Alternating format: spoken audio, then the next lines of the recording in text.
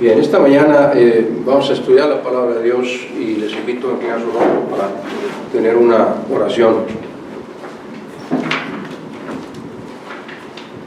Padre eterno, te damos infinitas gracias, Señor, por tantas bendiciones que derramas en nuestra vida, Señor. Todas son inmerecidas, son incontables, Padre.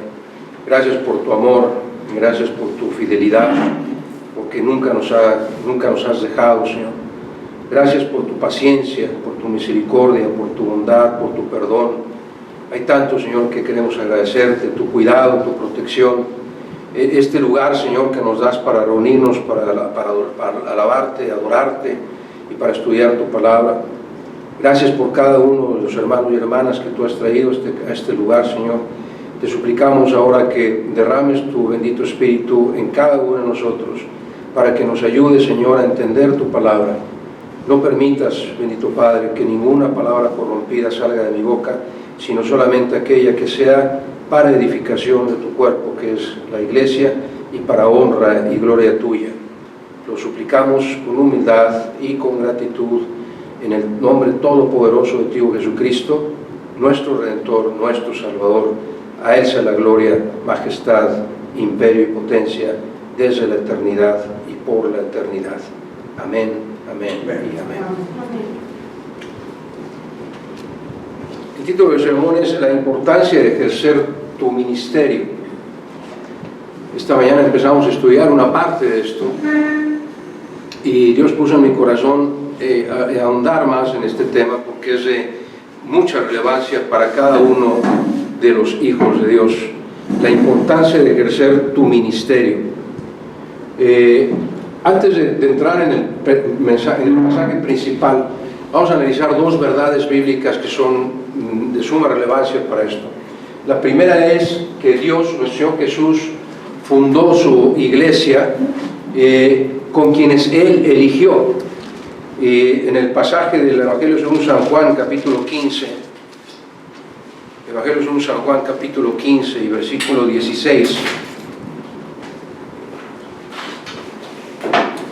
dice nuestro Señor Jesús a sus apóstoles y discípulos: no me elegisteis vosotros a mí, sino que yo, dice Jesús, os elegí a vosotros y os he puesto para que vayáis y llevéis fruto y vuestro fruto permanezca.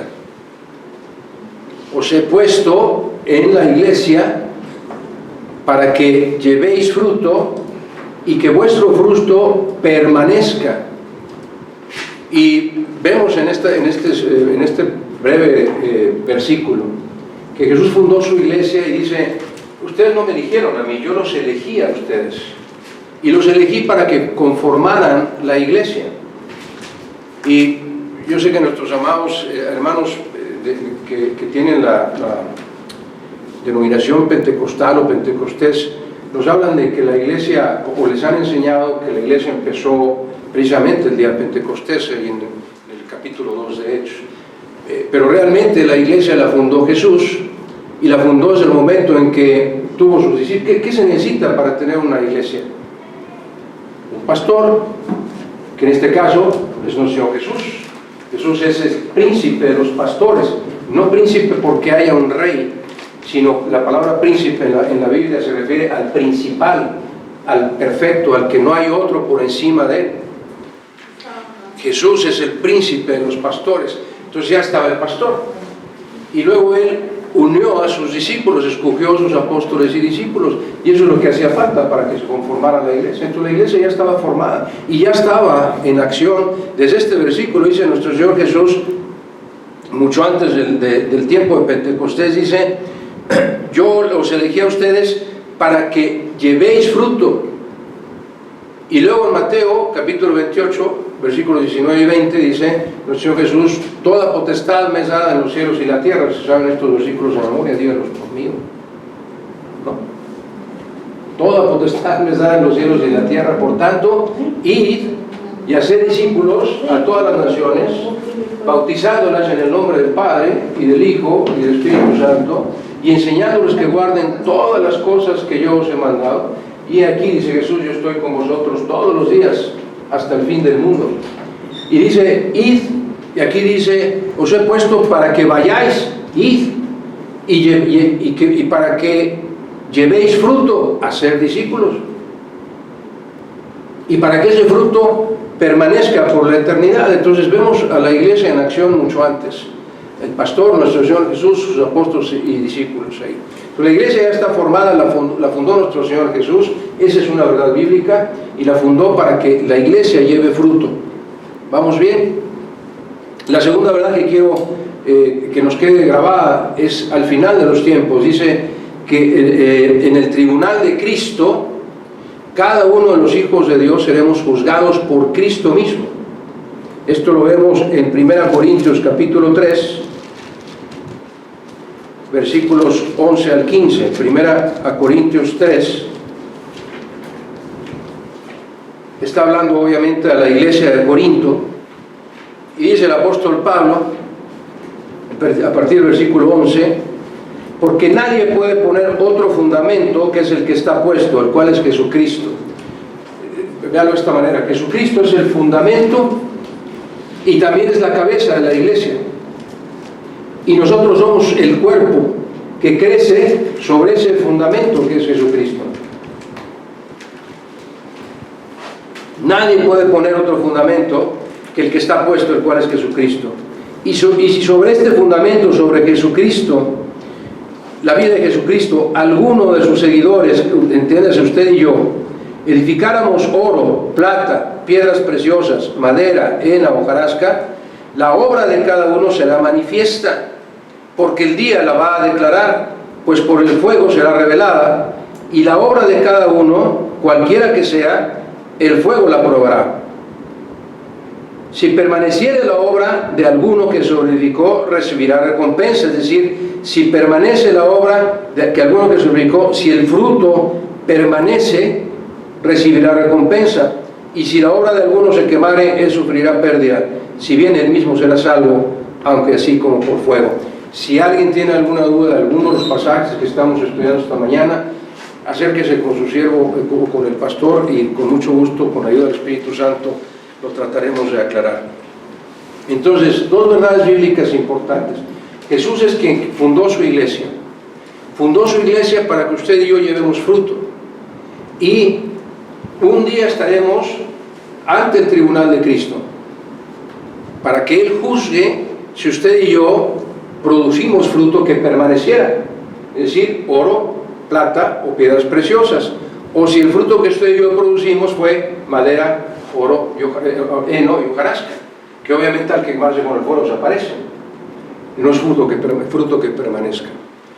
En ese sentido es donde quiero que nos ubiquemos. La iglesia fundada por Cristo para llevar fruto, y que seremos un día juzgados por Cristo para ver qué tanto fruto llevamos y si el fruto que llevamos será perdurable o no. Ahora, vamos al pasaje central esta mañana, de donde vamos a derivar varias verdades. Le voy a pedir que vamos a dejarlo proyectado todo el tiempo aquí en la pantalla, para que usted no pierda atención de lo que vamos a estudiar esta mañana. Dice, el pasaje central está en la carta del apóstol Pablo a los Efesios, capítulo 4, versículos 11 al 16. Efesios, capítulo 4,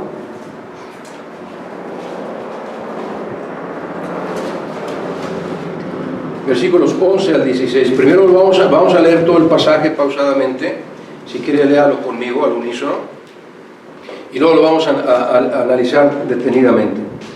Efesios 4, a partir del versículo 11, lea conmigo. Dice: y Él mismo, hablando Jesús, Él mismo constituyó a unos apóstoles, a otros profetas, a otros evangelistas, a otros pastores y maestros, a fin de perfeccionar a los santos para la obra del ministerio, para la edificación del cuerpo de Cristo, hasta que todos lleguemos a la unidad de la fe y del conocimiento del Hijo de Dios, a un varón perfecto, a la medida de la estatura de la plenitud de Cristo, para que ya no seamos niños fluctuantes, llevados por doquiera de todo viento de doctrina, por estratagema de hombres que para engañar emplean con astucia las artimañas del error, sino que siguiendo la verdad en amor, crezcamos en todo en aquel que es la cabeza, esto es Cristo,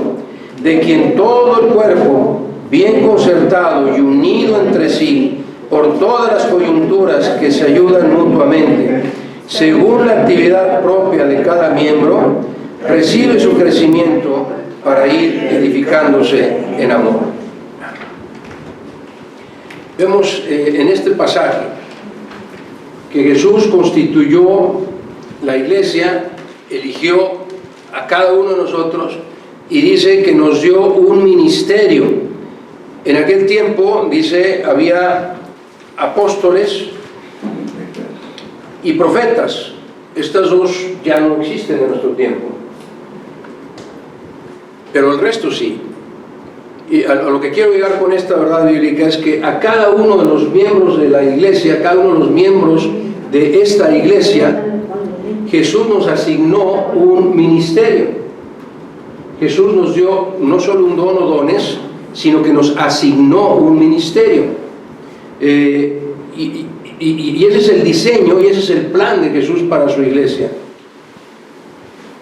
Yo quisiera que esta mañana, es una de mis peticiones a Dios en oración, que cada uno de nosotros entendiera que tiene un ministerio dado por Dios y que es un ministerio que usted y yo tenemos que ejercer para producir fruto que permanezca. Ahora, también entendemos que estos dones que Cristo nos ha dado, dice el pasaje, que deben de usarse para perfeccionar a los santos, para la obra del ministerio y para la edificación del cuerpo de Cristo. Quiere decir con esto que tanto usted como yo hemos recibido, por su gloria, por su sola gracia, al menos un don o dones, y nos ha dado un ministerio que cumplir, como se hablaba desde a cada cristiano. Y a través del Espíritu Santo, estos dones son para que usted y yo participemos, cooperemos activamente en la edificación, en el crecimiento espiritual del cuerpo de Cristo. Dice el pasaje, lea conmigo, dice: Dios nos dio esos ministerios a fin de perfeccionar a los santos. Nosotros, cada persona que ha aceptado y confesado a Jesucristo como su Salvador, ha sido declarado por Dios santo. Es decir, no que tengamos una aureola, sino que hemos sido separados del mundo, apartados del mundo para servir a Dios. Eso quiere decir ser santo. Y cada creyente ha sido separado por Dios del mundo para servir a Dios, para seguir a Cristo. Y dice que el ministerio que Dios nos dio, el don que Dios nos dio, es para perfeccionarnos a nosotros. Y que nosotros, a través de esa perfección, podamos activamente servir para la edificación del cuerpo de Cristo, para la iglesia. Es decir, déjenme ponerlo en este contexto. Un cristiano que no viene al templo, si es cristiano, ¿tiene el Espíritu Santo morando en su corazón? Sí. ¿Tiene un don o dones? Sí. ¿Los puede ejercer en su casa? ¿De acuerdo a este pasaje? No, porque son para la edificación del cuerpo de Cristo, de la iglesia. Espero que me esté entendiendo, porque no es un tema sencillo. No es un tema sencillo, y a mí me entristece mucho, y lo digo de todo corazón. En mi mente, nunca pasa por mi mente el juzgar o criticar a algún hermano o hermana que deja de venir al templo. Dios, bendito Dios, Él no me lo permite. Así es que si algún día usted no viene, no crea que aquí lo vamos a juzgar o lo vamos a señalar y decir, ya no vino, y empezar a elucubrar de por qué no habrá venido.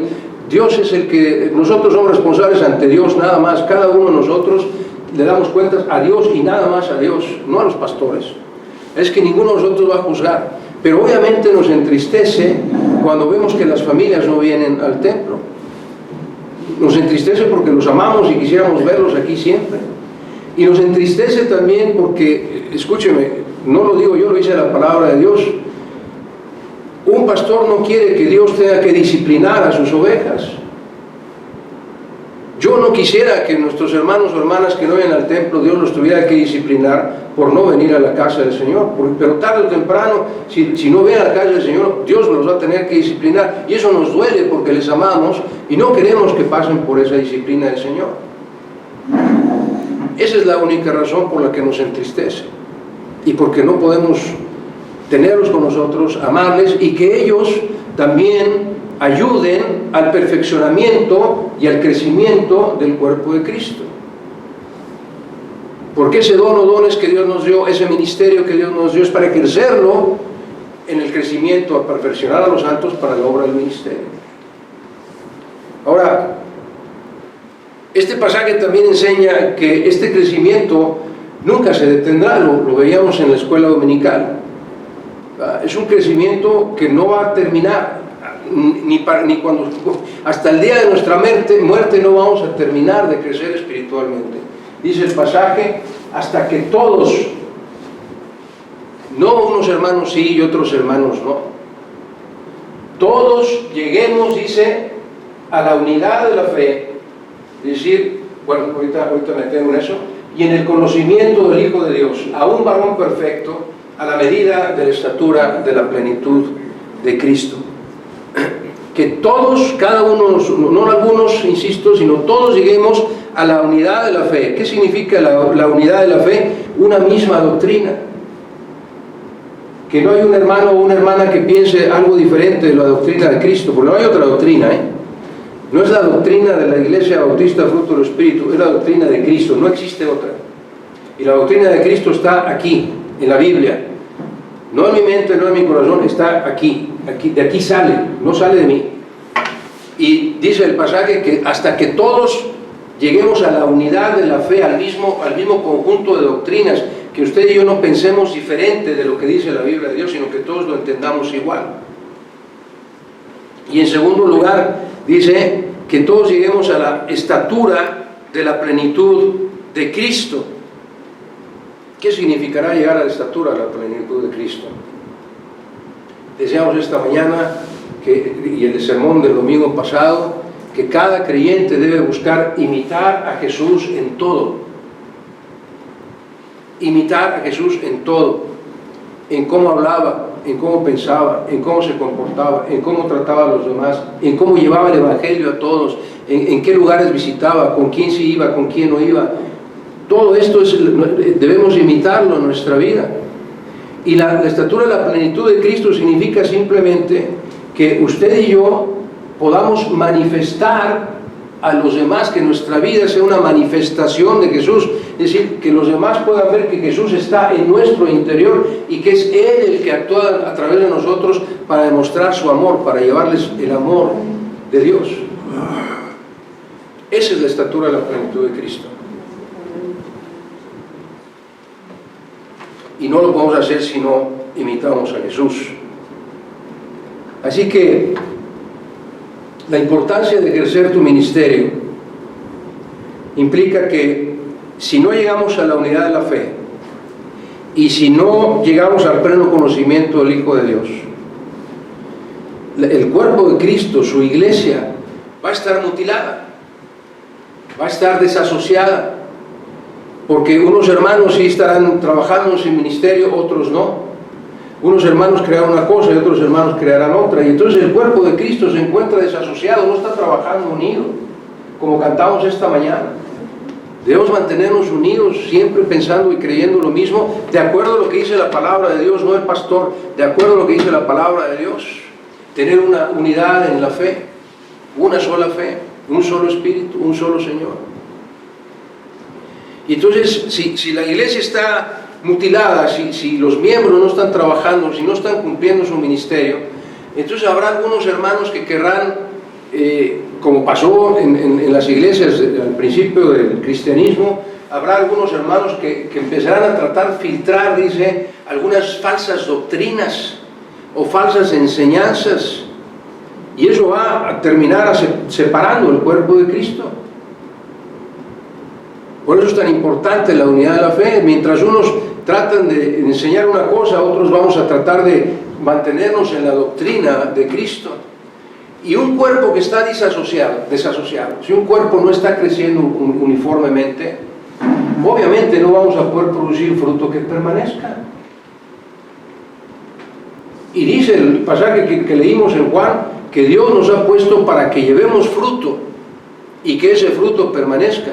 Pero si la iglesia no está, si cada miembro no está cumpliendo su ministerio, es imposible que una iglesia como iglesia produzca el fruto que Dios quiere que produzcamos. De ahí nuevamente la importancia de que no faltemos al templo, de que no dejemos las cosas de Dios de lado. Imagínense que en el cuerpo de Cristo, para usar la analogía que utiliza el apóstol Pablo precisamente en la carta a los Efesios, dice que somos el cuerpo de Cristo y los miembros unos de los otros.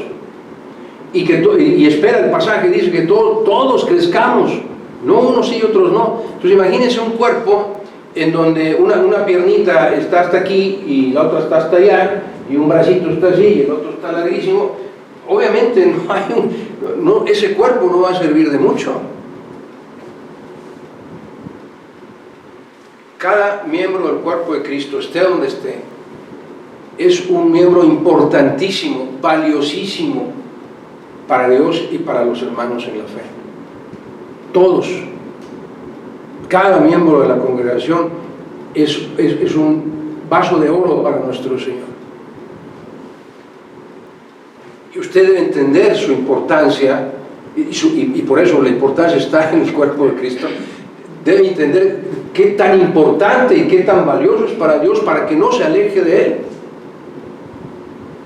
Y porque, insisto, si usted y yo no ejercemos nuestro ministerio, el cuerpo de Cristo no va a crecer, no se va a desarrollar.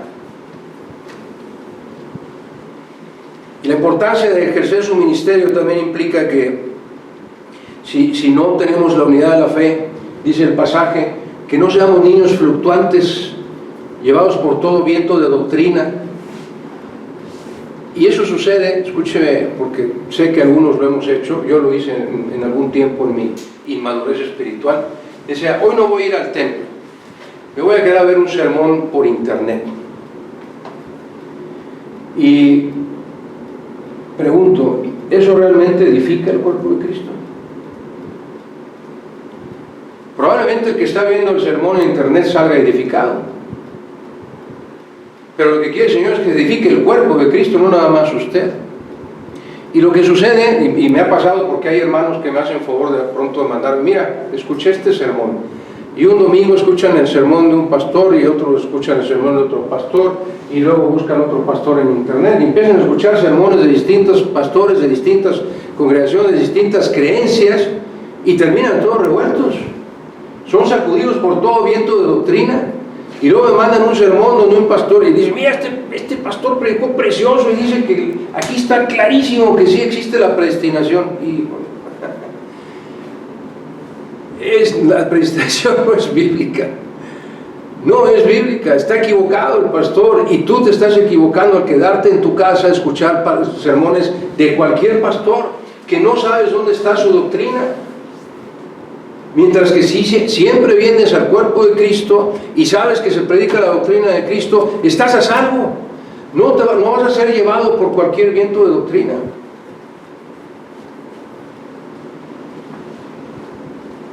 Y tenemos que llegar como cuerpo de Cristo, insisto, a la unidad de la fe.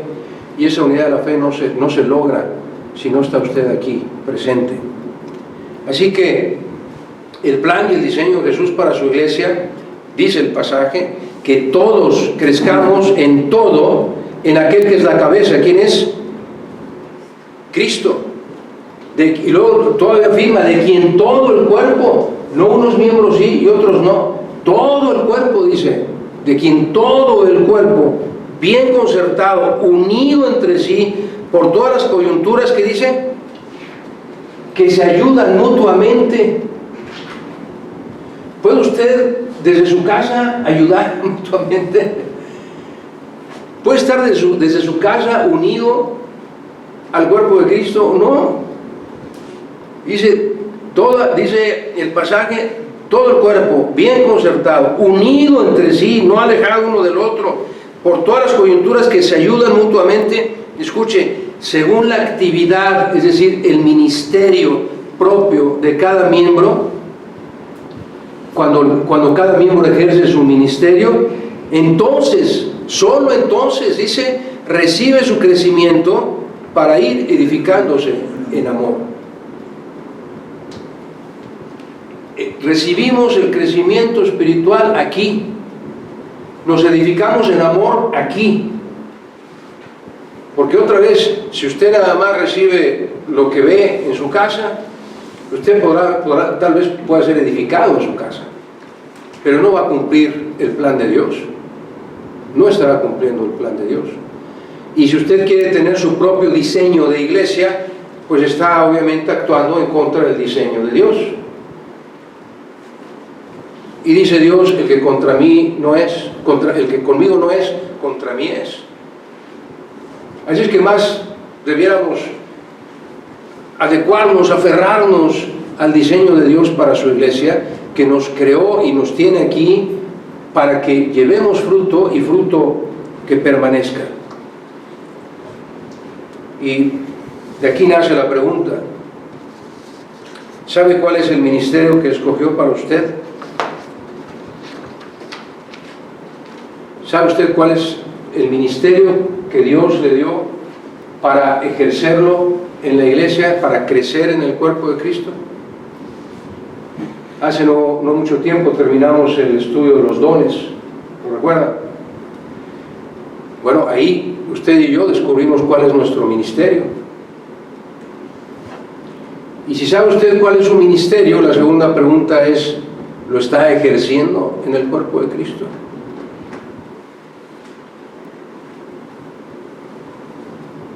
Y si no lo está ejerciendo, entonces, si no estamos ejerciendo nuestro ministerio, entonces no estamos cumpliendo el diseño de Dios para su iglesia. Por eso es tan importante, ese es el título del sermón, la importancia de que usted y yo ejerzamos nuestro ministerio para cumplir el plan y el diseño de Dios para su iglesia, de llevar fruto y fruto que permanezca, ir y hacer discípulos. ¿Cuántos discípulos lleva usted? ¿A cuántas personas ha discipulado? O a decir, ese no es mi ministerio. Bueno, ¿cuál es su ministerio? El ministerio de todos, déjame decirles uno, el principal ministerio de todos es el evangelismo, el llevar el evangelio a aquellos que no conocen a Dios. Pero todos tenemos algún ministerio, según Romanos capítulo 12, 7 ministerios especiales o generales: el de profecía, que es la predicación; el de enseñanza; el de exhortación; el de servicio; el de dar; el de presidir; y el de misericordia. ¿Qué ministerio tiene usted? ¿Lo está ejerciendo en el cuerpo de Cristo?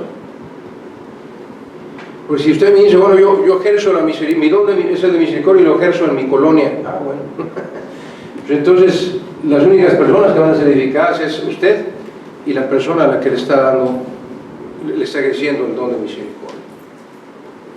Pero nuevamente, insisto, eso no cumple el plan de Jesucristo para su iglesia.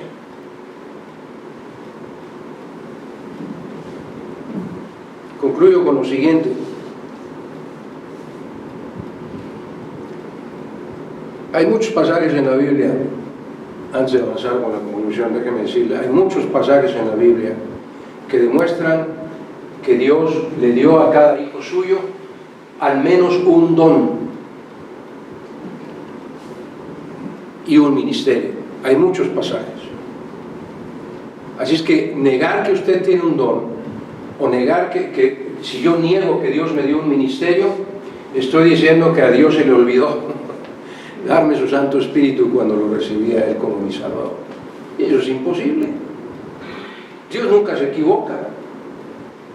Y dice la palabra de Dios que cuando usted y yo recibimos a Cristo como nuestro Salvador, el Espíritu Santo vino a morar en nuestro corazón. Efesios 1:13, fuimos sellados con el poder del Espíritu Santo. Y el Espíritu Santo, insisto, nos dio por lo menos un don y un ministerio que ejercer con ese don. No es correcto negarlo, porque estaríamos llamando a Dios mentiroso. Si usted dice, yo no tengo ningún don, o no tengo ningún ministerio, pues entonces sería tanto como decir que no es parte del cuerpo de Cristo o que no es cristiano. Es que todos los creyentes hemos recibido un don y un ministerio. Y la pregunta sigue siendo esa: ¿lo estamos ejerciendo en el cuerpo de Cristo? ¿Estamos produciendo fruto que permanezca?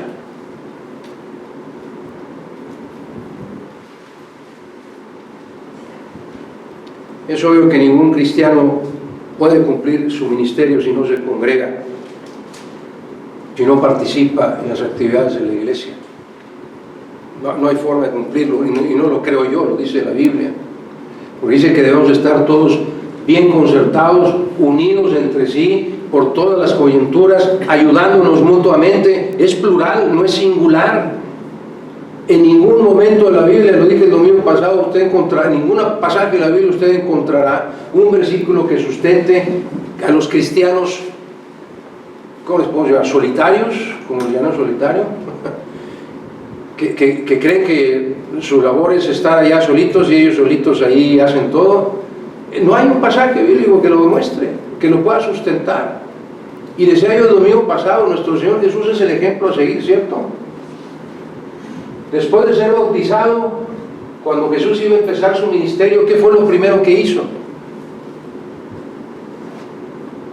Después de ser bautizado, empezó a caminar y vio a Pedro y a Andrés. Digo, vénganse, los haré pescadores de hombres. Y a Juan y a Jacobo, y se los trajo. Jesús jamás estuvo solo en su ministerio. Y si su ejemplo es seguir a Jesús, usted tampoco va a estar solo en su ministerio.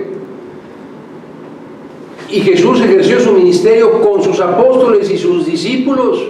¿Qué más verdad bíblica necesita usted para entender que quedarse en su casa es contrario a los planes y el diseño de Dios para su iglesia?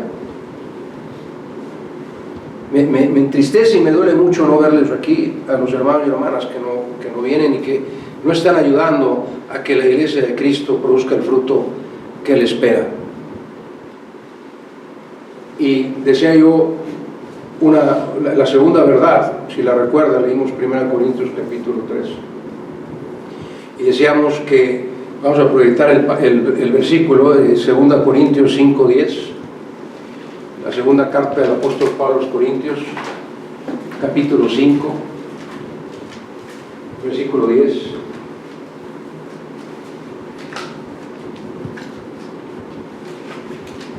Este versículo deberíamos tenerlo todo subrayado en nuestra Biblia, así para que se notara y que no se nos olvidara. 2 Corintios 5:10.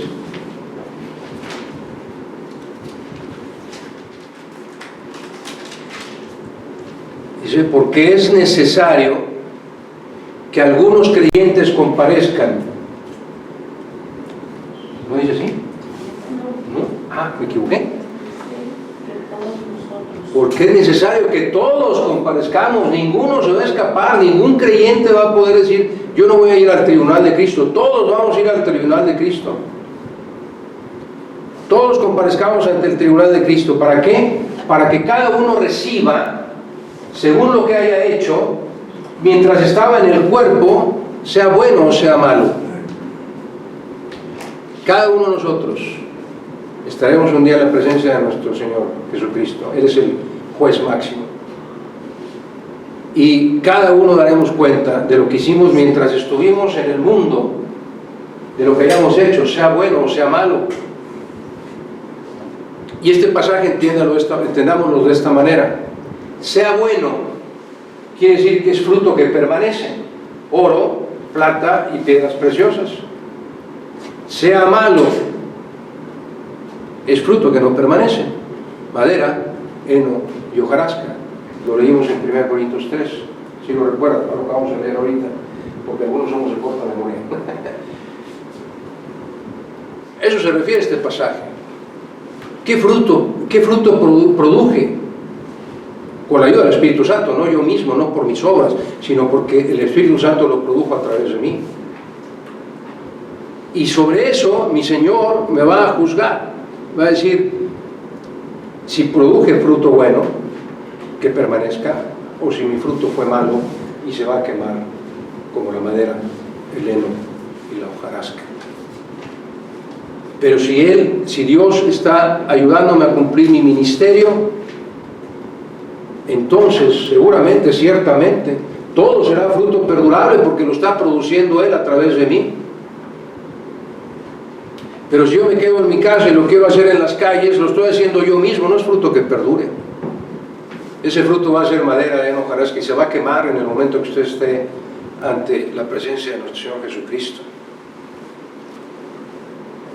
Así que la importancia de ejercer tu ministerio, la importancia de que usted y yo ejerzamos nuestro ministerio, trasciende eternamente. No se va a quedar aquí. Usted dice, ya le que me morí, ya acabó todo. No. La importancia de ejercer tu ministerio trasciende por la eternidad. Si lo ejerciste bien, recibirás recompensa. Si no ejerciste bien tu ministerio, no vas a recibir recompensa. En la gloria de nuestro Señor. Y si no estamos ejerciendo nuestro ministerio, déjeme preguntarle de esta manera. ¿Reconoce usted que está estorbando los planes de Dios al no ejercer su ministerio? ¿Se da cuenta de ello? ¿Está usted impidiendo el crecimiento del cuerpo de Cristo por no ejercer su ministerio? ¿O está usted ejerciendo su ministerio y produciendo fruto perdurable? Esa es mi esperanza, que todos, porque eso es lo que dice la palabra, no todos, no algunos miembros, sino todos ejerzamos nuestro ministerio para el crecimiento de la obra de Dios. Y lo dije y lo confirmo, usted como miembro de la Iglesia de Dios, no importa a qué denominación pertenezca, no importa a qué templo asista, si usted un día de su vida aceptó, reconoció y confesó a nuestro Señor Jesucristo como su Dios, su Rey, su Señor y su Salvador, usted es hijo de Dios, usted es cristiano y es un miembro del cuerpo de Cristo. Y usted recibió un don y un ministerio. Y eso lo hace a usted y me hace a mí importantísimo, valiosísimo para el cuerpo de Cristo. Sin cada uno de los miembros no puede crecer el cuerpo de Cristo. Todos los miembros somos importantes, todos los miembros ayudamos al crecimiento de la obra de Dios. Así de importante es usted y así de importante debería sentir usted la necesidad de estar, de participar, de coparticipar en el cuerpo de Cristo para el crecimiento de su obra, porque ese es su mandamiento. Que crezcamos hasta llegar a la plenitud de Cristo. Y esa es mi oración, que usted y yo seamos usados por nuestro Señor para lograr ese crecimiento espiritual y para ir edificándonos en el amor de Dios.